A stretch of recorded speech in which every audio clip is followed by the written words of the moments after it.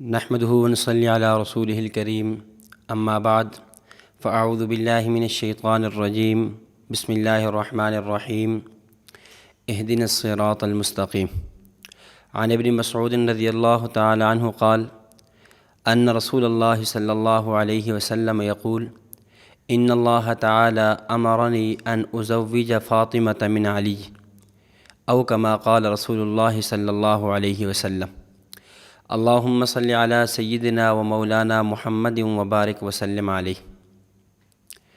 21 رمضان المبارک حضرت امیر المؤمنین خلیفہ رابع خلیفہ چہارم حضرت علی رضی اللہ تعالیٰ عنہ کی یوم شہادت ہے۔ حضرت علی رضی اللہ تعالیٰ عنہ کا یوم وصال ہے، آپ کی شہادت کا دن ہے۔ تو اس دن کی مناسبت سے آج کی اس نشست میں آپ رضی اللہ تعالیٰ عنہ کی حیات مبارک، آپ کی زندگی مبارک کے چند گوشے، آپ کے فضائل و مناقب، آپ کی خدمات جلیلہ کا تذکرہ ہوگا۔ حضرت علی کرم اللہ وجہہ کے فضائل سمجھنے سے پہلے یا آپ کا خاندانی تعارف سمجھنے سے پہلے ایک بات ذہن نشین فرما لیں جو انتہائی اہم ہے۔ اللہ رب العزت نے قرآن کریم میں سورۃ الفاتحہ میں، جو سورت ہم نماز میں ہر رکعت میں پڑھتے ہیں، اس میں مومنین کو ایک دعا سکھائی ہے کہ وہ اپنے رب سے یہ دعا مانگا کریں کہ اہدنا الصراط المستقیم، کہ اے اللہ تو ہمیں صراط مستقیم دکھا، ہمیں سیدھا راستہ دکھا، ایسا راستہ انعمت علیہم، جو منعم علیہم لوگوں کا ہے، جن پہ تیرا انعام ہوا ہے، غیر المغضوب علیہم ولا الضالین، اے اللہ نہ تو جو لوگ گمراہ ہوئے ہیں، جو بھٹک گئے ہیں، بہک گئے ہیں، ان کا راستہ نہ ہو۔ یعنی گویا قرآن کریم نے اللہ رب العزت نے اس سورہ مبارک میں سورہ فاتحہ کے اندر جس راستے کی بات فرمائی ہے وہ راستہ صراط مستقیم ہے، کہ انسان کو اعتدال پہ چلنا چاہیے، افراط اور تفریط سے بالا تر ہو کر، افراط سے ہٹ کے، تفریط سے ہٹ کے راہ اعتدال پہ گامزن رہے، راہ اعتدال پہ چلے، اسی کا نام صراط مستقیم ہے۔ افراط یہ ہے کہ راستے سے، راہ راست یعنی حد سے، ہمارے حضرت شیخ متکلم اسلام مولانا محمد الیاس گھمن صاحب حفظہ اللہ تعالی اس کو عام فہم سمجھاتے ہیں، فرماتے ہیں کہ اہدنا الصراط المستقیم صراط الذین انعمت علیہم غیر المغضوب علیہم ولا الضالین، کہ یہاں اللہ رب العزت نے 3 باتیں فرمائی ہیں، ایک ہے افراط، ایک ہے تفریط، ایک ہے اعتدال۔ افراط کہتے ہیں کہ حد سے اتر جانا، اور تفریط کہتے ہیں حد سے گزر جانا، اور اعتدال کہتے ہیں حد پر رہنا۔ تو ایک مومن کے لیے، ایک مسلمان کے لیے عقائد ہوں یا مسائل ہوں یا شخصیات ہوں، حد اعتدال پہ رہنا چاہیے، افراط اور تفریط کے شکار نہیں ہونا چاہیے۔ بعض لوگ عقائد کا مسئلہ آتا ہے تو اس میں بھی اعتدال کو چھوڑ کر افراط اور تفریط کے شکار ہو جاتے ہیں، مسائل ہوں، اعمال ہوں، اس میں بھی اعتدال کو چھوڑ کر افراط اور تفریط کے میں مبتلا ہو جاتے ہیں۔ اسی طرح بات شخصیات کی ہے تو وہاں پر بھی اعتدال کو چھوڑ کر افراط اور تفریط میں مبتلا ہو جاتے ہیں۔ اور بطور خاص حضرت علی کرم اللہ وجہہ کی شخصیت ایسی ہے کہ جن کے بارے میں خود امام الانبیاء صلی اللہ علیہ وسلم نے یہ پیشن گوئی بھی فرمائی تھی کہ آپ کے بارے میں 2 جماعتیں ہلاک ہو جائیں گی، ایک جماعت مبغض مفرط اور ایک محب مفرط، ایک ایسی جماعت جو حد سے اترنے والی ہوگی، اور ایک ایسی جماعت جو حد سے گزرنے والی ہوگی، حد سے بڑھنے والی ہوگی، یعنی ایک ایسی جماعت جو آپ سے اس حد تک عقیدت رکھے گی، اس حد تک محبت کا دم بھرے گی کہ آپ کو درجہ صحابیت سے بڑھا کر درجہ نبوت و رسالت، بلکہ اس سے بھی بڑھ کے آپ کو درجہ الوہیت کی قائل ہوگی، آپ کو خدائی کی صفات دینے کی قائل ہو جائے گی۔ تو ایسے لوگ بھی ہلاک ہو جائیں گے، ایسے لوگ بھی راہ راست پہ نہیں ہوں گے، اعتدال پہ نہیں ہوں گے۔ اور اس کے بالمقابل ایک ایسی جماعت ہوگی کہ جو اس سے اتر جائے گی کہ آپ رضی اللہ تعالیٰ عنہ کو صحابیت کا درجہ دینے کے بجائے آپ رضی اللہ تعالیٰ عنہ کے بارے میں آپ کے اسلام کو بھی مشکوک کر دے، بلکہ آپ کو علیاذ باللہ کفر کافر تک کہہ دے، ایسے بھی ہوں گے۔ تو فرمایا یہ بھی صحیح نہیں ہے۔ ہاں، جو اہل سنت والجماعت ہیں، جو مسلمان ہیں، جو مومنین ہیں، وہ راہ اعتدال پر ہیں۔ راہ اعتدال کیا ہے؟ کہ نہ تو حضرت علی رضی اللہ تعالیٰ عنہ کو ان لوگوں کی طرح درجہ خدائی پہ بٹھایا، وصف منصب نبوت، منصب رسالت تک پہنچا دیا، اور نہ ہی ان خوارج کی طرح آپ رضی اللہ تعالیٰ عنہ کے اسلام کے بھی منکر ہو گئے، بلکہ اہل سنت والجماعت کا عقیدہ کہ حضرت علی رضی اللہ تعالیٰ عنہ ہمارے رہبر ہیں، ہمارے رہنما ہیں، ہمارے پیشوا ہیں، ہمارے مقتدا ہیں، خلیفہ رابع ہیں، مسلمانوں کے امیر ہیں، مسلمانوں کے رہبر و خلیفہ ہیں۔ اور آپ رضی اللہ تعالیٰ عنہ کے بارے میں امام الانبیاء صلی اللہ علیہ وسلم نے کتنے فضائل اور مناقب بیان فرمائے ہیں، وہ آپ رضی اللہ تعالیٰ عنہ اس کے اہل ہیں۔ تو یہ عقیدہ ہونا چاہیے، نہ یہ کہ انسان افراد کا شکار ہو، اور نہ یہ ہے کہ وہ تفرید کا شکار ہو، بلکہ صحیح یہ ہے کہ وہ راہ اعتدال پہ رہے، اور حضرت علی رضی اللہ تعالیٰ عنہ کو ایک صحابی، حضرت علی رضی اللہ تعالیٰ عنہ کو رہبر، رہنما اور خلیفہ اور مسلمانوں کا امام ماننے والا ہو۔ تو بہرحال آج چونکہ آپ کا یوم شہادت ہے، تو اس مناسبت سے 3 باتیں انتہائی اختصار کے ساتھ میں آپ حضرات کے سامنے رکھوں گا۔ نمبر 1، حضرت علی رضی اللہ تعالیٰ عنہ کا تعارف۔ نمبر 2، آپ رضی اللہ تعالیٰ عنہ کے فضائل و مناقب۔ نمبر 3، آپ رضی اللہ تعالیٰ عنہ کی خلفائے ثلاثہ، یعنی حضرت سیدنا ابو بکر صدیق رضی اللہ تعالیٰ عنہ، اور سیدنا عمر فاروق رضی اللہ تعالیٰ عنہ، اور سیدنا عثمان ذی النورین رضی اللہ تعالیٰ عنہ، ان حضرات کے ساتھ جو محبت اور عقیدت اور جو تعلق تھا، یا جو فضائل و مناقب حضرت علی نے رضی اللہ تعالیٰ عنہ نے اپنی زبان سے ان 3 حضرات کے بیان کیے، یا ان 3 حضرات نے حضرت علی رضی اللہ تعالیٰ عنہ کے بیان کیے۔ تو یہ 3 باتیں سمجھنے والی ہیں۔ جو پہلی بات ہے کہ آپ کا تعارف، آپ کا حسب اور نسب۔ آپ کا نامی اسم گرامی علی ہے، اور آپ کے والد گرامی کا نام عبد مناف، جن کی کنیت ابو طالب ہے، اور آپ کی والدہ محترمہ کا نام فاطمہ بنت اسد ہے، اور آپ رضی اللہ تعالیٰ عنہ کا لقب حیدر بھی ہے، اسد اللہ بھی ہے، المرتضیٰ بھی ہے، اور آپ رضی اللہ تعالیٰ عنہ کی کنیت ابو الحسن بھی ہے اور ابو التراب بھی ہے۔ آپ رضی اللہ تعالیٰ عنہ کا نسب، آپ رضی اللہ تعالیٰ عنہ نبی اکرم صلی اللہ علیہ وسلم کے چچا داد بھائی ہیں، یعنی اگر نبی علیہ الصلوۃ والسلام کا نسب محمد بن عبداللہ بن عبد المطلب ہے، تو آپ کا علی بن ابی طالب بن عبد المطلب ہے، تو یعنی دونوں کا دادا ایک بن جاتا ہے۔ اس حد تک آپ رضی اللہ تعالیٰ عنہ کی امام الانبیاء حضرت محمد رسول اللہ صلی اللہ علیہ وسلم کے ساتھ قرابت ہے۔ اور آپ رضی اللہ تعالیٰ عنہ کی پیدائش کے حوالے سے حافظ الدنیا حافظ ابن حجر عسقلانی رحمۃ اللہ علیہ نے الاصابہ فی تمییز الصحابہ میں لکھا کہ آپ رضی اللہ تعالیٰ عنہ کی پیدائش مکۃ المکرمہ میں شعب بنی ہاشم کے گھاٹی کے اندر ہوئی، وہاں آپ رضی اللہ تعالیٰ عنہ پیدا ہوئے۔ یہاں بطور فائدہ کہ میں یہ بات عرض کرتا چلوں کہ بعض لوگ یہ کہتے ہیں کہ علی رضی اللہ تعالیٰ عنہ کی ولادت وہ بیت اللہ میں ہوئی ہے، اور بیت اللہ میں ولادت ہونا یہ آپ کی فضیلت ہے، اور یہ ایسی فضیلت ہے کہ آپ کے علاوہ کسی اور کو حاصل نہیں ہے۔ تو اس بات کو اچھی طرح سمجھ لیں کہ اس حوالے سے آپ 4 باتیں سمجھیں۔ پہلی بات تو یہ ہے کہ یہ قول کرنا کہ آپ کی ولادت بیت اللہ میں ہوئی ہے، یہ قول صحیح نہیں ہے۔ اس کو کئی محدثین نے، شارحین حدیث نے، مورخین نے اس کو سند صحیح نہیں لکھا۔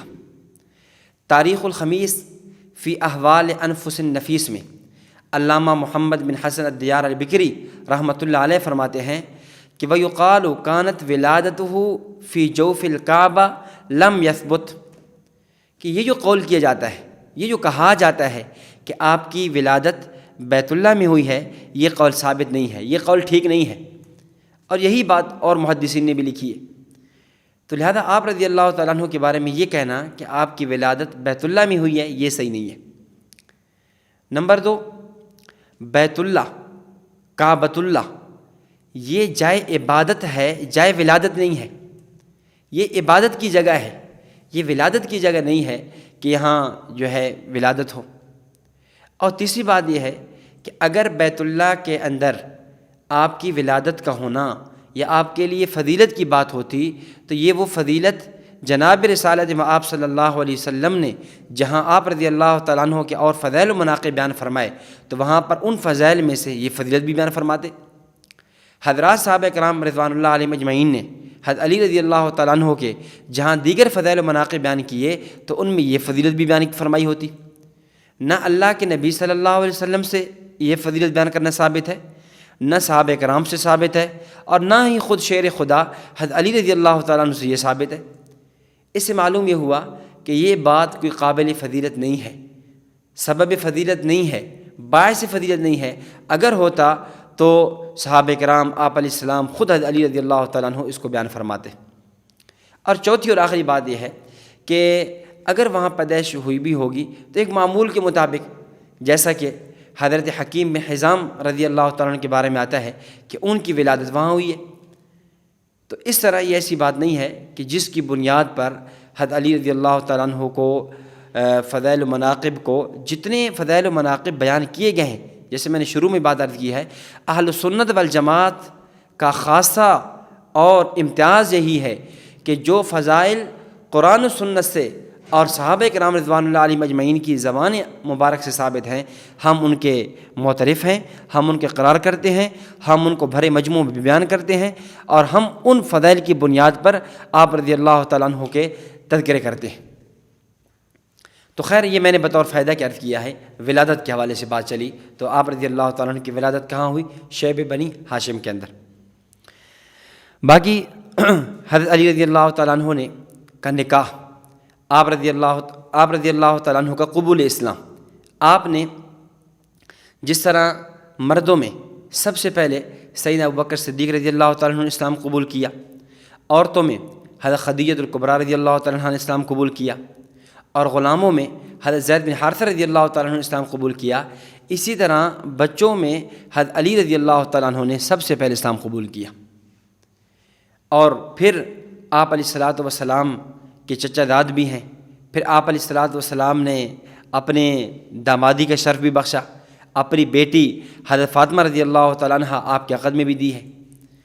اور حضرت فاطمہ رضی اللہ تعالیٰ عنہ کا آپ سے نکاح کرنا یہ گویا اس بات کی دلیل ہے کہ حضرت علی رضی اللہ تعالیٰ عنہ محبوب مصطفیٰ ہے، بلکہ اگر یوں کہہ دیا جائے محبوب مصطفیٰ بھی ہیں اور محبوب خدا بھی ہیں۔ کیوں؟ اس لیے کہ اللہ رب العزت، نبی علیہ الصلوٰۃ والسلام فرماتے ہیں کہ میں نے جب بھی کسی کو بیٹی دی ہے یا جب بھی کسی سے بیٹی لی ہے تو وہ اللہ رب العزت کے حکم سے دی ہے یا لی ہے۔ تو اگر آپ رضی اللہ تعالیٰ عنہ کو اللہ کے نبی صلی اللہ علیہ وسلم نے حضرت فاطمہ دی ہیں تو یہ بھی اللہ کے حکم سے ہے۔ اگر آپ صلی اللہ علیہ وسلم نے حضرت صدیق رضی اللہ تعالیٰ عنہ سے حضرت عائشہ لی ہیں تو یہ بھی اللہ کے حکم سے ہے۔ حضرت عمر فاروق رضی اللہ تعالیٰ عنہ سے حضرت حفصہ رضی اللہ تعالیٰ عنہ کا نکاح کیا ہے تو یہ بھی اللہ کے حکم سے ہے۔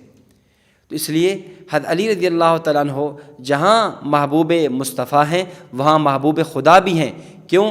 حضرت ابن مسعود رضی اللہ تعالیٰ عنہ فرماتے ہیں کہ فرمایا ان اللہ تعالیٰ امرنی ان ازوج فاطمہ من علی، میرے خدا نے مجھے حکم دیا ہے کہ میں اپنی لخت جگر، اپنی چہیتی، اپنی لاڈلی صاحبزادی حضرت فاطمہ کا نکاح حضرت علی رضی اللہ تعالیٰ عنہ سے کروں۔ چنانچہ آپ کا نکاح حضرت علی رضی اللہ تعالیٰ عنہ سے کیا۔ اور حضرت علی رضی اللہ تعالیٰ عنہ وہ صحابی ہیں کہ ہجرت والی رات جب واقع ہجرت میں آپ علیہ الصلوٰۃ والسلام حضرت صدیق رضی اللہ تعالیٰ عنہ کے ساتھ جا رہے ہیں تو اس وقت پیچھے امانتیں سپرد کرنے کے لیے، چونکہ آپ علیہ الصلوٰۃ والسلام کو مشرکین مکہ، کفار، قریش صادق اور امین تو سمجھتے تھے اور کہتے بھی تھے، یہی وجہ ہے کہ آپ کے پاس امانتیں بھی رکھایا کرتے تھے۔ تو ہجرت والی رات آپ علیہ الصلوٰۃ والسلام نے اگر امانتیں واپس کرنے کی ذمہ داری سپرد کی ہے تو وہ کس کے سپرد کی؟ حضرت علی رضی اللہ تعالیٰ عنہ کو سپرد کی ہے۔ لیکن یہاں ایک بات یاد رکھیں کہ حضرت اللہ کے نبی صلی اللہ علیہ وسلم ہجرت والی رات خود اپنے ساتھ لے کر جا رہے ہیں کس کو؟ حضرت سیدنا ابوبکر صدیق رضی اللہ تعالیٰ عنہ کو، اور اپنی امانتوں کی ذمہ داری لگا رہے ہیں کس کے؟ سیدنا علی رضی اللہ تعالیٰ عنہ کی۔ تو ایک ہے ذمہ داری اموال کی اور ایک ہے ذمہ داری جان کی اور نبوت کی۔ جو مال کی ذمہ داری ہے، جو مال امانت امام الانبیاء صلی اللہ علیہ وسلم کی جو امانتیں تھیں، جو پاس امانتیں رکھائی گئی تھی مال، وہ ذمہ داری کی ادائیگی کے لیے آپ نے مقرر کیا کس کو؟ حضرت علی رضی اللہ تعالیٰ عنہ کو۔ اور جو اللہ رب العزت کی امانت نبوت تھی، چونکہ جو وقت کا نبی ہوتا ہے وہ ایک بہت بڑی ذمہ داری ہوتا ہے اور اللہ رب العزت کی طرف سے منتخب کردہ ہوتا ہے، پھر وجہ تخلیق کائنات ہے۔ تو جو نبی علیہ الصلاۃ والسلام جو ذمہ داری ہیں، جو جان ہے، یہ ذمہ داری سپرد کی حضرت صدیق رضی اللہ تعالیٰ عنہ کی۔ تو اس طرح جہاں حضرت علی رضی اللہ تعالیٰ عنہ کی فضیلت ثابت ہوتی ہے کہ ان کے پاس اموال کی امانت موجود ہے، تو وہاں حضرت صدیق رضی اللہ تعالیٰ عنہ کی فضیلت بھی ثابت ہوتی ہے کہ ان کے پاس اموال کی نہیں، ان کے پاس نبوت کی امانت موجود ہے۔ سبحان اللہ، اللہ اکبر، کتنی بڑی فضیلت ہے ان دونوں حضرات کی۔ تو اس کے بعد حضرت علی رضی اللہ تعالیٰ عنہ تمام جنگوں میں شریک ہوئے، تمام غزوات میں۔ بدر 17 رمضان المبارک سن 2 ہجری، بدر میں بھی آپ شریک ہیں، بلکہ شریک کیا ہیں؟ بدر میں جب سب سے پہلے جنگ کا آغاز ہو رہا ہے، ادھر عتبہ شیبہ ربیعہ کی طرف سے حل میں مبارز کہ ہمارے مد مقابل میں آنے والا کون ہے، اس وقت جو مقابل میں آ رہے ہیں وہ کون ہیں؟ حضرت علی ہیں، حضرت حمزہ ہیں، حضرت حارث ہیں رضی اللہ تعالیٰ عنہ۔ اور حضرت علی رضی اللہ تعالیٰ مقابل میں آئے عتبہ کے، اور پہلے ہی وار میں عتبہ کا صفایا کر دیا۔ اسی طرح سن 5 ہجری میں غزوہ خندق ہے، اس میں بھی آپ شریک ہیں۔ فتح غزوہ خیبر ہے، اس میں بھی شریک ہیں۔ اور خیبر میں تو سبحان اللہ آپ کی شجاعت کی کیا کہنے کہ صحیح بخاری میں، صحیح مسلم میں واقع قدر تفصیل کے ساتھ موجود ہے۔ میں اس کا اختصار پیش کرتا ہوں کہ جب نبی علیہ الصلوۃ والسلام نے خیبر کو فتح کیا، اور وہاں کئی قلعے تھے، محدثین نے تقریباً 12 یا 14 قلعے لکھے ہیں، تو کئی قلعے فتح ہو گئے۔ ایک قلعہ تھا قموس، جس کا قموس نام تھا، اور اس کا جو سردار تھا وہ مرحب نامی یہودی پہلوان تھا، تو وہ اس کے سربراہی میں تھا، اس کا قلعہ تھا۔ تو جب اس کی فتح کی باری آئی تو آپ علیہ السلام نے فرمایا کہ لَأُعْطِيَنَّ الرَّايَةَ غَدًا، کہ کل کا دن ہوگا اور میں یہ جھنڈا لَأُعْطِيَنَّ هَذِهِ الرَّايَةَ غَدًا رَجُلًا يَفْتَحُ اللَّهُ عَلَى يَدَيْهِ، کہ یہ جھنڈا میں کل ایک ایسے آدمی کے ہاتھ میں دوں گا کہ جس آدمی کے ہاتھ میں اللہ رب العزت نے فتح لکھ دی ہوگی۔ اب صحابہ کرام رضوان اللہ علیہم اجمعین منتظر ہے کہ یہ اعزاز کس کو ملتا ہے، کل کا دن آیا ہے، یہ اعزاز کس کو ملتا ہے۔ چنانچہ جب اگلا دن آیا تو آپ علیہ السلام نے پوچھا این علی، علی کہاں ہیں؟ تو علی رضی اللہ تعالیٰ عنہ آئے اور عرض کیا یا رسول اللہ، میری آنکھوں میں تکلیف ہے، میری آنکھوں میں درد ہے، میری آنکھوں کی شکایت کی۔ تو نبی اقدس صلی اللہ علیہ وسلم نے اپنا لعاب مبارک آپ کی آنکھ پر لگایا، اور آپ علیہ الصلوۃ والسلام کا معجزہ کہ آپ کے لعاب مبارک لگانے سے حضرت علی رضی اللہ تعالیٰ عنہ کی آنکھ فوراً صحیح ہوگی۔ آنکھ ایسے شفا یاب ہوئی جیسے کوئی درد تھا ہی نہیں۔ ظاہر ہے کوئی عام لعاب تو نہیں ہے، لعاب بھی نبوت کا ہے، لعاب بھی امام الانبیاء صلی اللہ علیہ وسلم کا ہے۔ اور یہاں بھی بطور فائدہ کا عرض کرتا چلوں کہ یہاں اس موقع پہ، خیبر کے اس مقام پہ، آپ نے اپنا لعاب حضرت علی رضی اللہ تعالیٰ عنہ کی آنکھ مبارک میں لگایا ہے، تو وہ درست ہوئی ہے۔ اور واقع ہجرت میں غار ثور میں آپ علیہ الصلوۃ والسلام نے اپنا لعاب مبارک حضرت سیدنا ابوبکر صدیق رضی اللہ تعالیٰ عنہ کی ایڑی مبارک پر لگایا ہے، تو وہ بھی درست ہو گئی ہے۔ تو اس طرح جہاں ہم حضرت علی رضی اللہ تعالیٰ عنہ کی فضیلت کو مانتے ہیں، وہیں ہمیں حضرت ابوبکر صدیق رضی اللہ تعالیٰ عنہ کی فضیلت کو بھی سامنے رکھنا چاہیے اور ان کی فضیلت کا بھی اعتراف کرنا چاہیے۔ تو فرمانے لگے کہ اور پھر فرمایا، اور پھر جھنڈا حضرت علی رضی اللہ تعالیٰ عنہ کو دے دیا۔ حضرت علی رضی اللہ تعالیٰ عنہ مقابل میں مقابل میں آیا، میدان میں آیا، اور یوں میدان میں ایسے بہادرانہ انداز کے اندر رجزیہ اشعار پڑھتے ہوئے آیا، اور آ کر کہنے لگا کہ قد علمت خیبر انی مرحبو، قد علمت خیبر انی مرحبو، شاہ کے صلاح بطل مجربو۔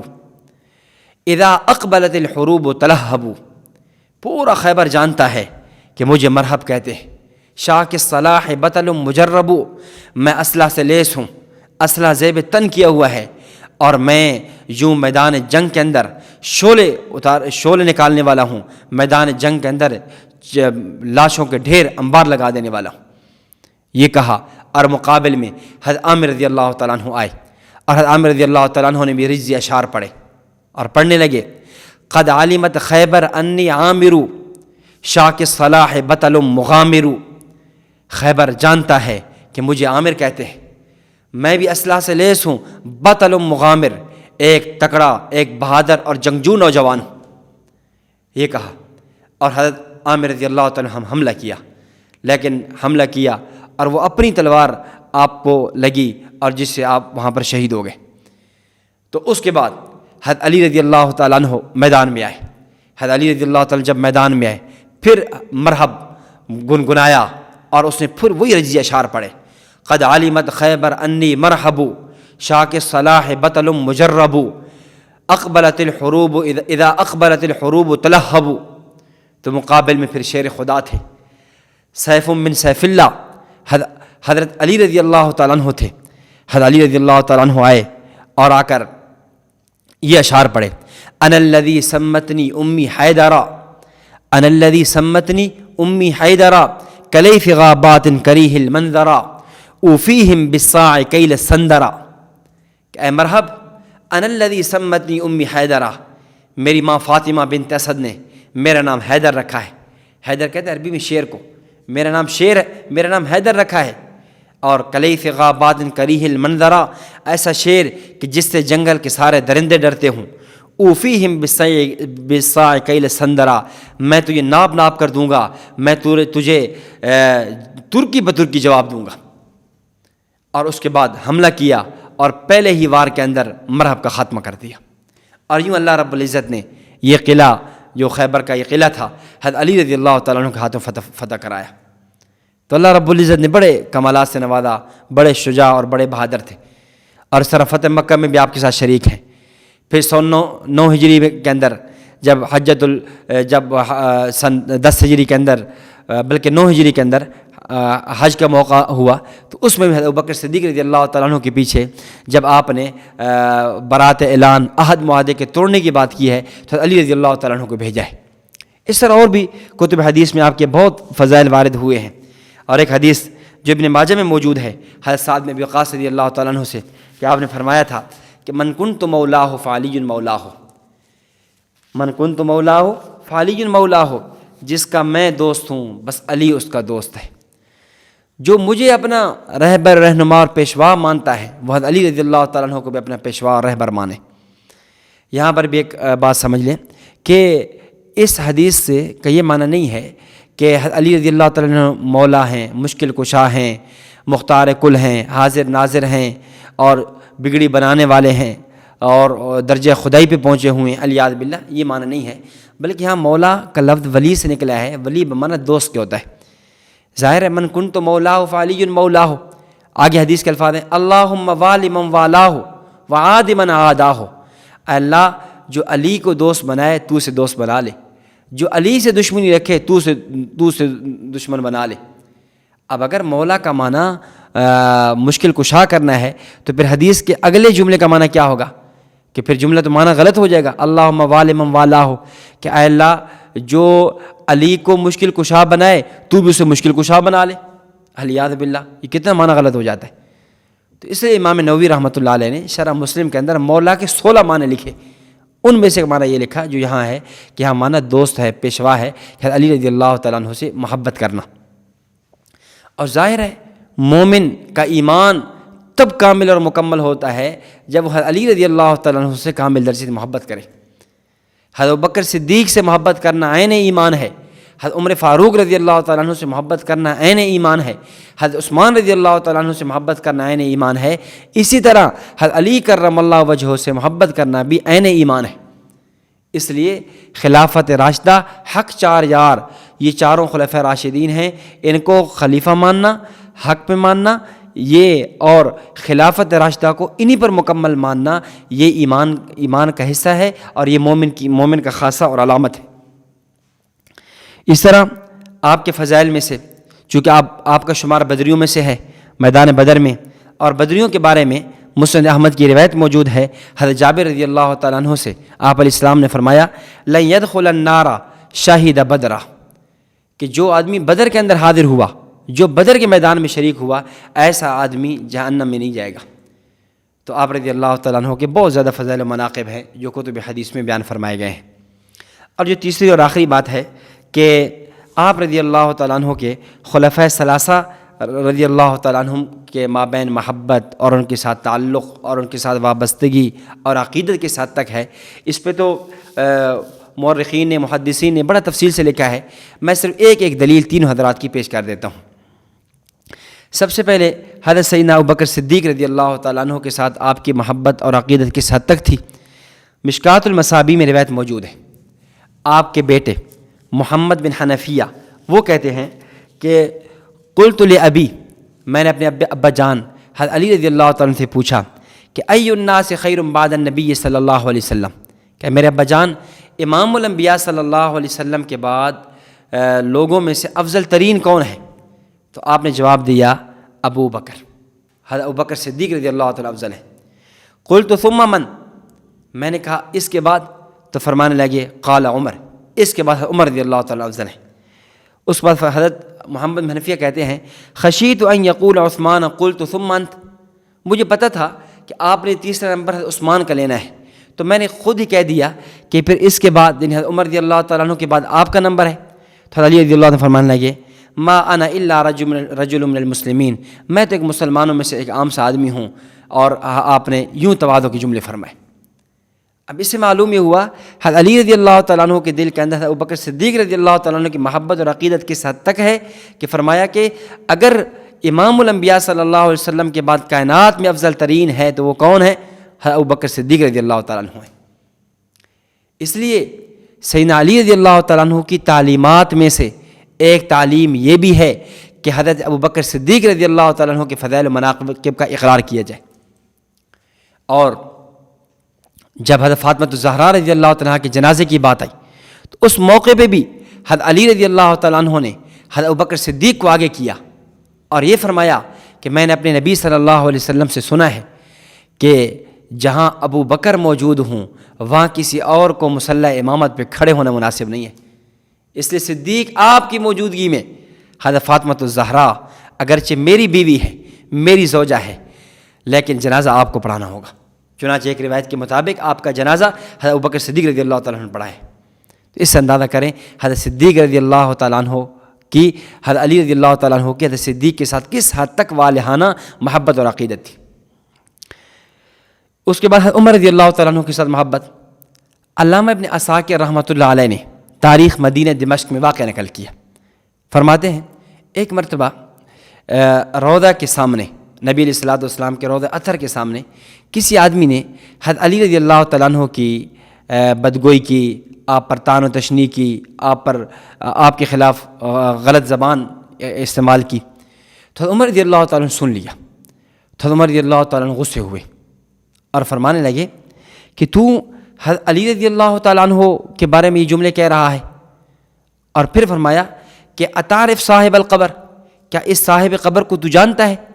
یعنی روضہ کی طرف اشارہ کیا، روضہ رسول صلی اللہ علیہ وسلم کی طرف۔ تو کہنے لگا ہاں جانتا ہوں۔ تو فرمانے لگے ہذہ قبر محمد بن عبداللہ بن عبد المطلب، یہ قبر، یہ روضہ محمد بن عبداللہ بن عبد المطلب کا ہے، اور جس کی تو عیب گوئی کر رہا ہے، جس کے بارے میں تو زبان استعمال کر رہا ہے، وہ علی بن ابی طالب بن عبد المطلب ہے۔ تو گویا عمر رضی اللہ تعالیٰ یہ فرمانا چاہ رہے تھے کہ اے فلاں، حضرت علی اور حضرت محمد رسول اللہ صلی اللہ علیہ وسلم کے مابین تعلق تو دیکھ، یہ محمد بن عبداللہ بن عبد المطلب ہے تو وہ علی بن ابی طالب بن عبد المطلب ہے۔ اور پھر اس کے بعد آپ نے یہ جملہ فرمایا، عجیب جملہ فرمایا ان اذیتہ اذیت ھذا فی قبری، ان اذیتہ، اگر تو نے حضرت علی کو تکلیف دی، اذیت ھذا فی قبری، تو نے اس قبر میں امام الانبیاء محمد رسول اللہ صلی اللہ علیہ وسلم کو تکلیف دی۔ اس سے اندازہ کریں حضرت عمر رضی اللہ تعالیٰ عنہ کے دل میں حضرت علی رضی اللہ تعالیٰ عنہ کی کتنی محبت تھی. یہی وجہ ہے جب آپ کی شہادت کے وقت تھا، آپ کی وفات کے وقت میں آپ نے جو 6 آدمیوں کے بارے میں شورا بنی خلافت کی کہ ان 6 میں سے کسی کو خلیفہ بنا لیا جائے، ان میں ایک نام حضرت علی رضی اللہ تعالیٰ عنہ کا بھی تھا. اس طرح حضرت عثمان رضی اللہ تعالیٰ عنہ کے بارے میں کہ حضرت عمر بن حریث رضی اللہ تعالیٰ عنہ فرماتے ہیں کہ قال سمعت علیٰ یقول المنبر، میں نے حضرت علی رضی اللہ تعالیٰ عنہ سے سنا آپ ممبر رسول پہ فرما رہے تھے. کیا فرمایا؟ خیر هذه الامہ بعد نبیہا ابو بکر ثم عمر ثم عثمان، کہ اس امت کے اندر نبوت کے بعد بالترتیب پسندیدہ ہستیاں، بہترین ہستیاں وہ کون ہیں؟ ابو بکر ثم عمر ثم عثمان، ابو بکر ہیں پھر عمر ہیں پھر عثمان ہیں رضی اللہ تعالیٰ عنہ. تو چونکہ جیسے آپ نے فرمایا تھا تو اللہ رب العزت نے خلافت کی ترتیب یہی بنا دی کہ پہلے ابو بکر صدیق، پھر عمر رضی اللہ تعالیٰ عنہ، پھر عثمان رضی اللہ تعالیٰ عنہ، اور پھر علی رضی اللہ تعالیٰ عنہ خلیفہ بنے. تو آپ رضی اللہ تعالیٰ عنہ کی زندگی بہت بڑی خدمات ہیں. اور آپ رضی اللہ تعالیٰ عنہ نے حضرت عثمان غنی رضی اللہ تعالیٰ عنہ جو سن 35 ہجری میں 18 ذی الحجہ کو شہید ہوئے، تو اس کے بعد آپ نے منصب خلافت کو سنبھالا اور آپ نے تقریباً 4 سال 9 ماہ آپ نے خلافت کے امور کو بڑے احسن انداز میں سنبھالا. اور پھر بالآخر 17 رمضان المبارک کو خارجی، ایک ملعون، ایک بد نصیب بدقسمت شخص عبد الرحمن بن ملجم، اس نے آپ فجر کی نماز کے لیے آ رہے تھے اور سامنے آ کر آپ کو آگے سے وار کیا، اور جس سے آپ کو خون کا فورا شروع ہو گیا اور آپ انتہائی شدید زخمی ہو گئے. اور اس کے بعد آپ رضی اللہ تعالیٰ عنہ 4 دن یا 3 دن آپ بستر مرگ پہ رہے. آپ رضی اللہ تعالیٰ عنہ ان زخموں سے جاں پر نہ ہو سکے اور زخموں کی تاب نہ لا کر 21 رمضان المبارک کو آپ شہید ہو گئے. اور آپ رضی اللہ تعالیٰ عنہ کا جنازہ آپ کے بیٹے حضرت حسن رضی اللہ تعالیٰ عنہ نے پڑھایا، اور وہاں پر کوفہ کے اندر جو دارالخلافہ ہے، دارالامارہ، وہاں پر آپ رضی اللہ تعالیٰ عنہ کی تدفین کی گئی. اور آپ رضی اللہ تعالیٰ عنہ نے یعنی حضرت فاطمہ رضی اللہ تعالیٰ عنہ کی زندگی میں تو کسی عورت سے نکاح نہیں کیا تھا، البتہ آپ کے بعد آپ نے 7 عورتوں سے نکاح کیا تھا، جن کے نام میں عرض کر دیتا ہوں کہ حضرت ام البنین بنت حزام، حضرت لیلہ بنت مسعود، اسماء بنت عمیس، صبا بنت ربیعہ، امامہ بنت ابی العاص، اور خولہ بنت جعفر، اور سعید بنت عروہ. ان 7 سے آپ نے نکاح کیا. اور آپ کی اولاد جو حضرت فاطمہ الزہرا رضی اللہ تعالیٰ عنہ سے ہوئی، وہ 3 بیٹے اور 2 بیٹیاں، حضرت حسن، حضرت حسین اور حضرت محسن، اور 3 بیٹیاں اور 2 بیٹیاں حضرت ام کلثوم اور حضرت زینب الکبریٰ رضی اللہ تعالیٰ عنہ. اور ایک روایت کے مطابق انہی بیٹی ام کلثوم رضی اللہ تعالیٰ عنہ کا نکاح حضرت عمر فاروق رضی اللہ تعالیٰ عنہ سے ہوا. تو گویا آپ کہہ سکتے ہیں حضرت عمر رضی اللہ تعالیٰ عنہ حضرت علی رضی اللہ تعالیٰ عنہ کے داماد ہیں، اور حضرت علی رضی اللہ تعالیٰ عنہ حضرت عمر رضی اللہ تعالیٰ عنہ کے سسر بھی ہیں. تو اللہ رب العزت آپ کی خدمات کو اپنی بارگاہ میں قبول و منظور فرمائے، آپ کی شہادت کو قبول فرمائے، آپ کی قبر کو منور فرمائے، اور آپ کے توسل اور وسیلے سے ہمیں بھی دین کی خدمت کرنے کی توفیق عطا فرمائے، اور ہمارے گناہوں کو معاف فرمائے، اور ہماری حسنات کو قبول فرمائے. وآخر دعوانا ان الحمد للہ رب العالمین.